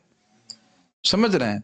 वहां उसमें भक्ति करना सुविधा हो जाती है। अब कोई व्यक्ति उग्र कर्म कर रहा है, मान लीजिए एक भक्त मुझे बता रहे थे, वो कहाँ काम करते हैं, जहाँ पे तेल निकालते हैं, पेट्रोल रिफाइनरी नहीं, जहां सी में, समुद्र में जाकर के काम करना होता है। अब तो वहां रह के कौन क्या भक्ति कर पाएगा? मतलब कंपनी का नाम आप बता रही हैं, लेकिन वैसे समझ रहे हैं, जहां पे तेल खींचते हैं समुद्र से। अब इतना उग्र कर्म व्यक्ति करेगा तो कैसे भक्ति करेगा बताइए? नहीं प्रभु जी, अहेतु की अप्रतिहता, मेरी भक्ति अहेतु की है, मैं कहीं भी कर लूंगा। तो तुम इतने एलिवेटेड हो, अहेतु की भक्ति करना चाहते हो या कर रहे हो, तो क्यों जा रहे हो वहां पे सब कार्य करने के लिए? आप मेरी बात समझ रहे हैं? मैं व्यक्तिगत रूप से जानता हूं एक भक्त को जो भक्ति नहीं कर पा रहे थे, लेकिन अब एक अच्छे वातावरण में रह रहे भक्तों के संग में बहुत अच्छे से भक्ति कर रहे हैं। तो इसलिए एक फ्रेमवर्क है, एक सेटअप है वर्णाश्रम का, जिसमें अगर लोग रहते हैं तो उनकी मनोवृत्ति के अनुसार, उनके शरीर और मन की बनावट के अनुसार उन्हें कार्य करने के लिए दिया जाता है, और वे आसानी से भगवान की भक्ति कर सकते हैं। जैसे वैश्य लोग वैश्य का काम करेंगे, ब्राह्मण लोग ब्राह्मण का कार्य करें, क्षत्रिय लोग क्षत्रिय का कार्य करें। इस प्रकार से समाज का विभाजन होता है, तो लोग स्टेबल रहते हैं सामाजिक रूप से। मेरी बात आप समझ पा रहे हैं? और फिर वे आसानी से भक्ति कर पाते। ठीक है, ब्राह्मण को बोल देंगे क्षत्रिय बन जा, बड़ा मुश्किल हो जाएगा, वो नहीं कर पाएगा। लेकिन ये सब रहते हुए भी सबका उद्देश्य ये होना चाहिए कि वह भगवान की कीर्ति का प्रचार करें। क्लियर समझ में आ रहा है? मनुष्यों को आध्यात्मिक स्तर तक उठाने के लिए वर्णाश्रम वाले समाज को सर्वोत्कृष्ट संस्था माना जाता है। क्यों? समझ लीजिए इस बात को। मान लो कोई शूद्र है, तमोगुण से प्रभावित है, अगर वह अब शूद्र के बताए हुए कार्यों को, जिसमें कहा है परिचर्या, बड़ी नम्रता, उसको उसमें अहंकार नहीं होना चाहिए, बड़ी नम्रता से सेवा की भावना होनी चाहिए, अगर वह उन 2 गुणों को पकड़ लेता है तो वह उसके लिए दिव्य हो जाते हैं और उसको भगवान की सेवा में लगाते। फिर वैश्य का हम पढ़े थे गीता में, वैश्य के कुछ गुण होते हैं, क्षत्रियों का होता है तेज इत्यादि गुण होता है, तो वह सब अगर वह स्वीकार करते हैं, वो स्वीकार क्या करते हैं, वो होते ही हैं और उनको भगवान की सेवा में लगाते चलते हैं तो वह दिव्य हो जाते हैं। ब्राह्मण के हमने सुना था आस्तिक्य होता है, तितिक्षा होती है, तो ये सब गुण जब वह भगवान की सेवा में लगा देता सब दिव्य हो जाता है। तो जो पूर्व के संस्कारों की वजह से, पूर्व के जन्म की वजह से अब जो गुण प्राप्त हुए हैं या जिस भी गुण से हम युक्त हैं, वो भगवान की सेवा में लगाते चले जाए तो हमारे लिए कार्य करना आसान भी होगा और हम भगवान की भक्ति करके दिव्य स्तर पर पहुंच पाएंगे। Does it make sense? यही बात आगे हम पढ़ने वाले हैं कि वर्णाश्रम का उद्देश्य भगवान हरि को संतुष्ट करना, इसलिए वर्णाश्रम में रहते हुए व्यक्ति भगवान के बारे में सुने, भगवान के बारे में बोले, उनका स्मरण करे और उनका पूजन करे। हमारे सुबह मंगल आरती मंदिर में होती है तो हर प्रकार के लोग आते हैं कि नहीं आते? सभी लोग उसमें आ सकते हैं, इसमें कोई दिक्कत तो है नहीं। नाम जब सभी लोग कर सकते हैं तो भक्ति सभी के लिए है। अपने अपने वर्णाश्रम के अनुसार, अपनी अपनी स्थिति के अनुसार व्यक्ति स्थित रहे और वहां पर रह करके भगवान के बारे में श्रवण करे। इसी की व्याख्या मैं कल कर रहा था। स्थाने स्थितः श्रुतिगताम तनुमांग मनोभी ये प्रायशो जित जितो प्रसित स्त्रीलोक्रम। तो प्रभुपाद यही कह रहे हैं कि अब व्यक्ति के लिए संभव नहीं कि घर त्याग दे, ये कर दे, वो कर दे, वो संभव नहीं है। अपने घर में ही रह करके भगवान के बारे में भक्तों से श्रवण करे और भगवान का नाम जप करे, भगवान को भोग लगाए, प्रसाद ग्रहण करे, भक्ति करके वह भगवान को संतुष्ट करके भक्ति में आगे प्रगति कर सकता है। स्पष्ट समझ में आ रहा है? तो है वर्णाश्रम बहुत अच्छी व्यवस्था, लेकिन इसको एकदम to the T exactly follow कर पाना संभव नहीं है। इसमें मोटा मोटी में रह करके, मोटा मोटी मतलब जितना संभव हो सके पालन करके और भगवान की भक्ति पे हमें बल देना चाहिए, फोकस करना चाहिए। न ही जन साधारण के लिए वर्णाश्रम संस्था द्वारा प्रतिपादित विधि के अनुसार अपने अपने परिवारों से संबंध विच्छेद कर पाना संभव है। देख रहे हैं ना, मुश्किल होता है। सारा परिवेश विरोध से व्याप्त है, मतलब कोई व्यक्ति किसी के शरणागत नहीं होना चाहता है।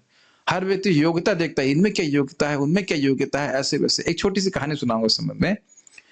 एक बार एक राजा थे, सच्ची घटना महाराज बता रहे थे। एक राजा थे और उन्हें ब्राह्मणों को बुलाया और उन्होंने कहा कि अगस्त मुनि हुए थे और अगस्त मुनि तो पूरा समुद्र पी गए थे, तो तुम में से कौन सा ब्राह्मण है जो इस तालाब के सारे जल को पी जाए?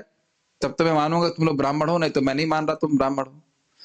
तो उनमें से एक ब्राह्मण बड़ा चतुर था, उन्होंने कहा कि भगवान श्री राम भी क्षत्रिय थे, मतलब भगवान श्री राम क्षत्रिय के रूप में थे और आप भी क्षत्रिय हैं, तो भगवान श्री राम ने पत्थर को भी पानी में तरा दिया कि नहीं तरा दिया? तो आप ऐसा करिए, हमारे शालिग्राम को पानी में तरा दीजिए। समझ में आ रहा है? हमारे शालिग्राम जो है, शालिग्राम होते हैं ना भगवान, तो वो उनको पानी में तरा दीजिए आप। तो फिर वो चुप हो गया। कहते हैं जिस प्रकार से आप में वो शक्ति नहीं है, उसी प्रकार से हमारे पास भी अब वो शक्ति नहीं है जो अगस्त मुनि के पास थी। लेकिन इस अवस्था में रहते हुए एक दूसरे का सम्मान हमें करना चाहिए। हम आपका राजा के रूप में सम्मान कर रहे हैं, आप ब्राह्मण के रूप में सम्मान करिए। तो आजकल आप देख रहे हो कि सम्मान करने की भावना कितनी कम हो गई। आध्यात्मिकता की तो आगे छोड़िए, पीछे छोड़ दीजिए, भौतिक जगत में भी हम देख रहे हैं कि टीचर्स का सम्मान नहीं कर रहे बच्चे। नहीं करते हैं कि नहीं? बिल्कुल नहीं कर रहे। करते हैं? नहीं कर रहे होते हैं। तो ये बहुत इंपॉर्टेंट बात। हर व्यक्ति सोच रहा है कि सामने वाले की बात मैं क्यों मानूं, मैं बहुत ज्यादा जानता हूं, मैं बहुत ज्यादा जानता हूं। ये बहुत गलत बात है और इस कारण से हम सीख नहीं पाते हैं। इस पर विचार करते हुए यहाँ महाराज पे समझा रहे थे, कलयुग कलह का युग है, मतलब हर व्यक्ति का अलग मतामत है, हर बात में अलग मत है, कोई एक मत नहीं हो पाते। इसीलिए बोल रहे हैं आप निश्चयात्मक रूप से बताइए कि जीवों का कल्याण किससे होगा, क्योंकि हर चीज में मतामत है। आध्यात्मिक कल्याण में भी मतामत है कि नहीं समाज में? हर व्यक्ति यही बोल रहा है ना, कृष्ण की भक्ति करने से आप परम कल्याण को प्राप्त करोगे। हर यही बोल रहा है ना। केवल इस्कॉन में ऐसा बोलते हैं और कभी कभी उसी में लोगों को परेशानी होती है। आपके इस्कॉन में हर ड्यूटी एक ही बात बोलता है, कृष्ण भगवान है, क्योंकि वो जानते हैं इस बात को। लेकिन अन्य समाज में सब बोल रहे हैं इस प्रकार से। आपके गांव में बोलता था कोई कृष्ण भगवान है, कृष्ण की भक्ति करो? कोई एक आध तो बोल दिया, उसके बाद 100 लोग दूसरा बोलने बातें बोलने वाले हो गए। हाँ, कोई हनुमान जी का, कोई दुर्गा जी का, कोई शिव जी का, इस प्रकार से बोलते हैं। देख रहे हैं ना, विरोध है ना बहुत जगह। इस पर विचार करते हुए ये देखा जा सकता है कि इस युग में सामान्य जनों का आध्यात्मिक उत्थान अत्यंत कठिन है, जिस कारण से मुनियों ने इस विषय को श्री सूत गोस्वामी के समक्ष रखा। उसकी व्याख्या अगले श्लोकों में की जाएगी।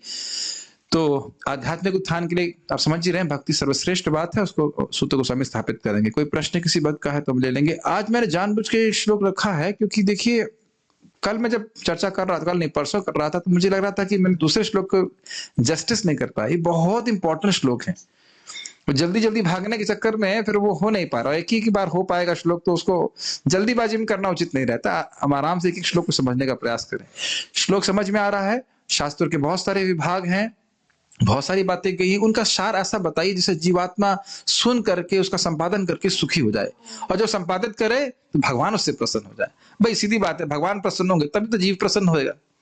ठीक है, मैं कुछ प्रश्न देख लेता हूं, भक्तों किसी का प्रश्न है क्या? कर्मकांड से कैसे शुद्ध होता है बताएं। शुद्ध होता है लेकिन ना के बराबर, बहुत कम शुद्ध होता है। हाँ, यस, ये एक अच्छा प्रश्न है कि प्रभुपाद जी कहते हैं कर्म योग भी भक्ति योग है। अच्छा प्रश्न, ये कई बार प्रश्न आता है।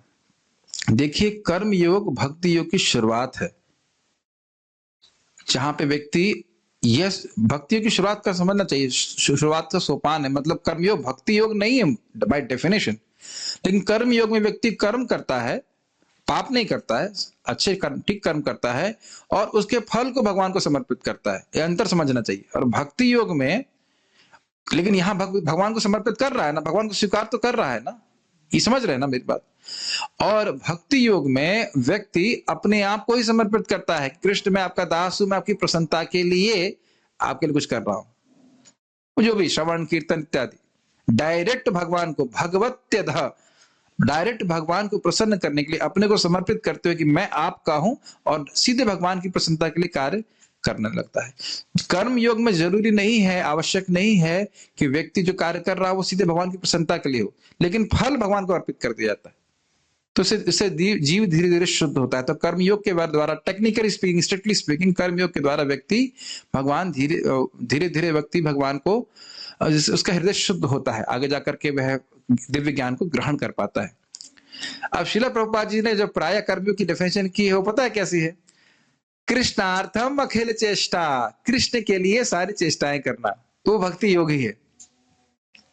जिस तरह से प्रभुपाद समझा रहे हैं वो वही है कि तुम, जैसे कि वो एग्जाम्पल कहीं देते हैं अन्यत्र, कि जयानंद प्रभु ड्राइविंग कर रहे थे, टैक्सी क्यों कर रहे थे? वहां तो ना कोई मंदिर में डोनेशन देता है ताकि मंदिर में ठाकुर जी की सेवा ठीक से चल जाए, तो अब उसको नहीं कहेंगे आप कर्मयोग है वो, समझ रहे हैं? क्योंकि वो सीधे भगवान की सेवा के लिए। गुणानंद प्रभु सीमेंट के बैग गिन रहे थे, वो कह रहे थे अन्य भक्त हरे कृष्णा कर रहे हैं और मैं सीमेंट के बैग गिन रहा हूँ। तो उनके मन में संदेह आ रहा था कि मैं सही कर रहा हूँ, तो कहते हैं हाँ ये शुद्ध भक्ति है। क्यों? वो सीमेंट के बैग किसके लिए है? भगवान की सेवा के लिए। तो इसलिए उसको बहुत सूक्ष्म अंतर है, थोड़ा समझते हुए चलना पड़ेगा।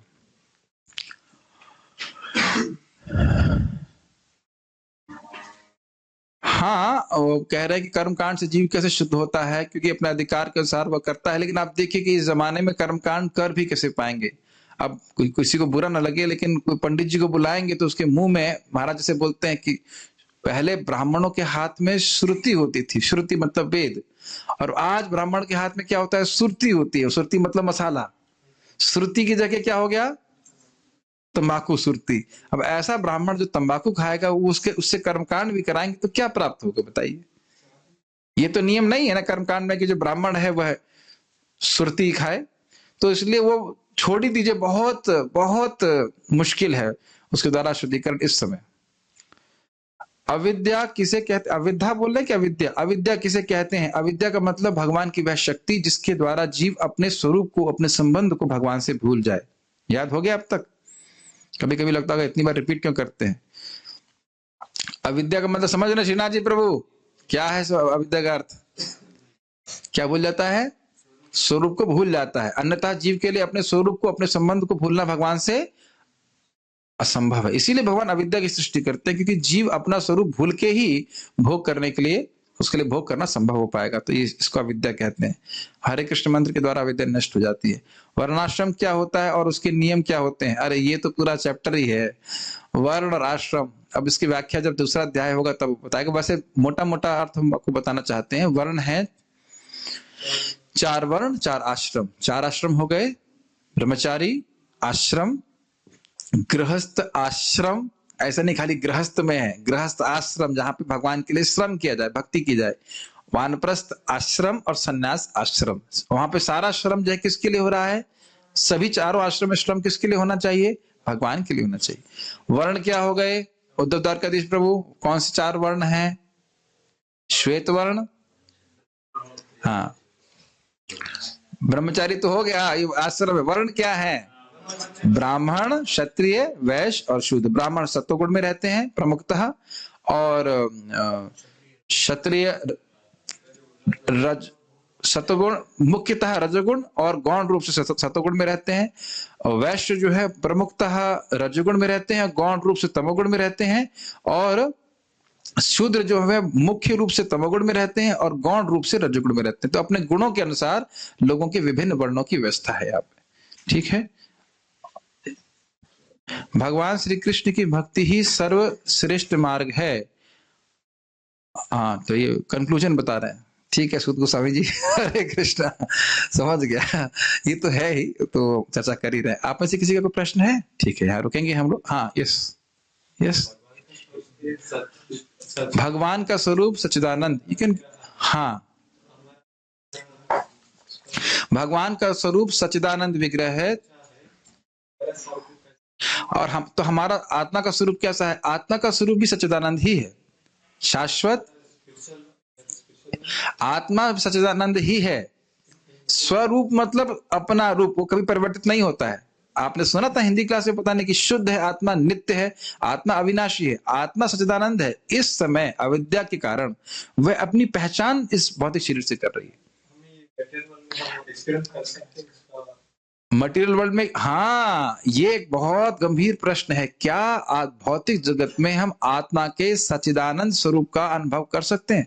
अब आपने बहुत अच्छा प्रश्न किया है। Give him some extra idlis tomorrow. ये इस प्रश्न का उत्तर बिना सोए सुनिए, बहुत गंभीरता से। इसको आप अभी भी अनुभव कर सकते हो। मनोज प्रभु, आपको बचपन से लेकर अब तक कभी लगा कि आप परिवर्तित हो गए? किसी व्यक्ति को यहां पे लगा शाश्वतता का अनुभव कर रहे हैं? You are not changing. पहले इसको समझिए आप। Body is changing, you are not changing. आप शरीर का परिवर्तन देख रहे हैं, लेकिन आप स्वयं में परिवर्तन नहीं अनुभव कर रहे हैं। पहले आप सच समझिए।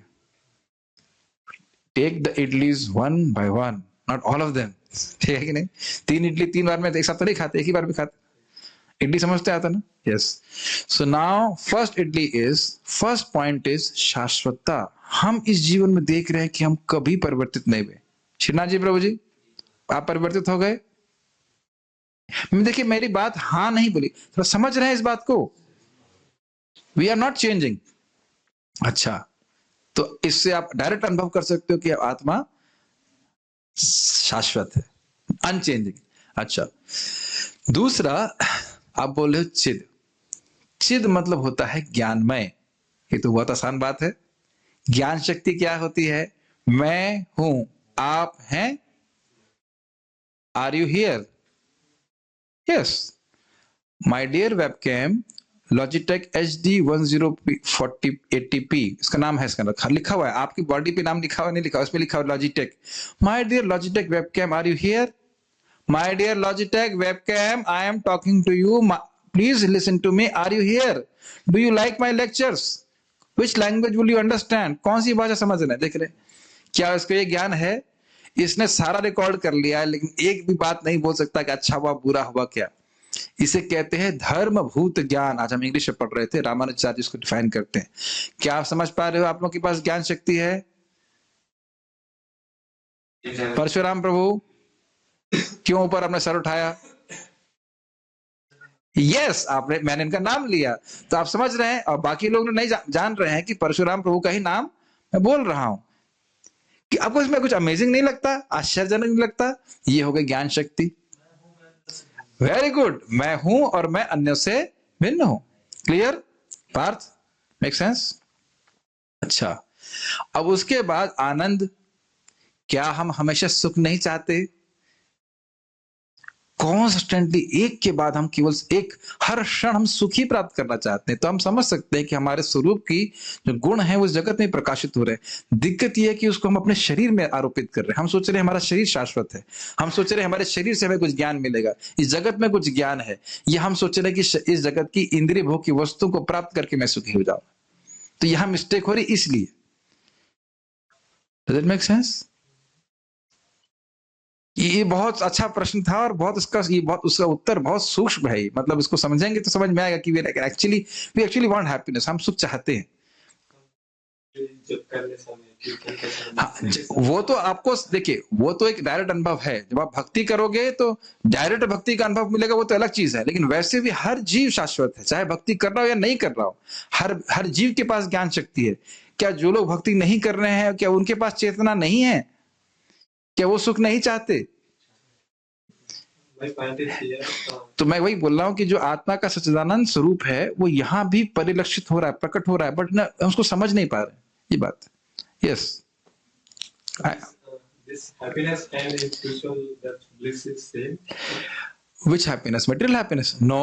While chanting will feel happiness. Oh, that is same. That is same. जो आप भक्ति करके सुख अनुभव कर रहे हो वो आध्यात्मिक सुख है।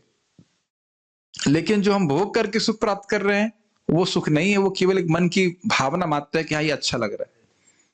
वो अच्छा है नहीं, वो केवल झूठा है। ठीक है, दैट्स इल्यूजरी। ठीक है, अच्छा प्रश्न था। यस प्रभु, माइक दीजिए प्रभु जी। कोई बोल रहे हैं प्राणायाम। अरे प्राणायाम नहीं, परायण कराता हूं। परायण प्राणायाम। देखिए, इन सब चीजों पे विचार करना चाहिए। ये सब जो प्रश्न है ये बहुत गंभीर है। इसको श्रवण करेंगे। मैं क्यों उत्तर दे पा रहा हूं? क्योंकि मैंने ये सब प्रश्न कहीं सुने हैं, उत्तर सुने, तब फिर रिफ्लेक्ट किया है। इसको हल्के में मत दीजिएगा। ये बहुत अच्छे प्रश्न प्रभु जी ने किया है। You deserve 2 extra at least sweets whatever.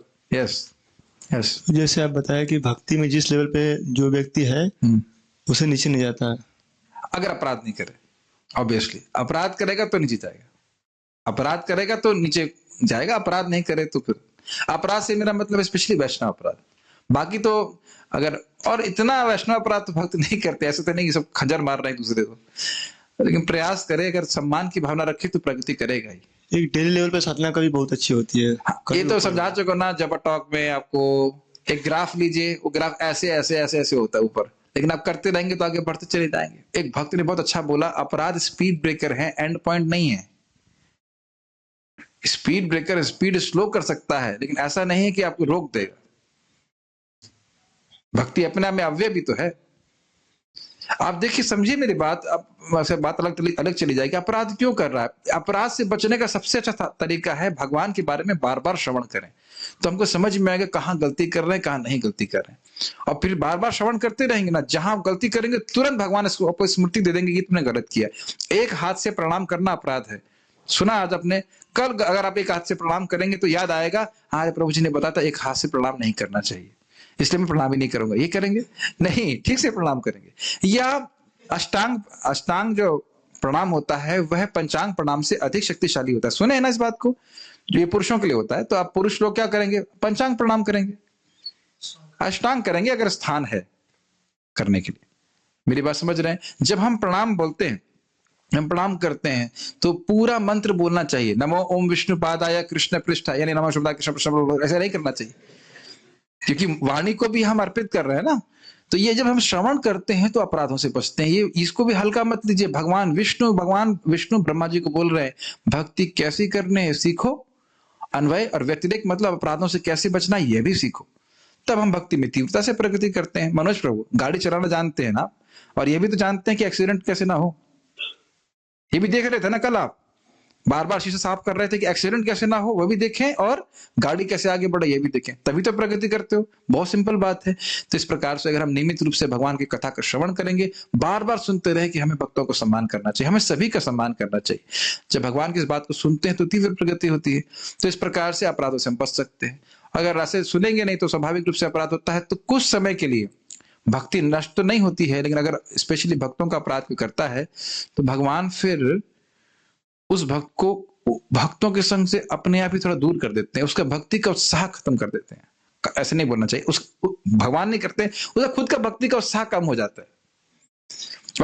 और उसका उल्टा देखिए, पॉजिटिव देखिए, भक्तों का गुणगान करेंगे, भक्तों की सेवा करेंगे, भक्तों को सुख देंगे, तो हमारा भक्ति का खुद का उत्साह बढ़ जाएगा। क्यों करना, मतलब आपका अनुभव नहीं होता? अग्रीड। तो कुछ समय जानने के बाद उसकी भक्ति कवर हो जाएगी, फिर वो भक्ति में आएगा, ये भी होगा। लेकिन क्या हमें ये अनुभव करने की जरूरत नहीं है?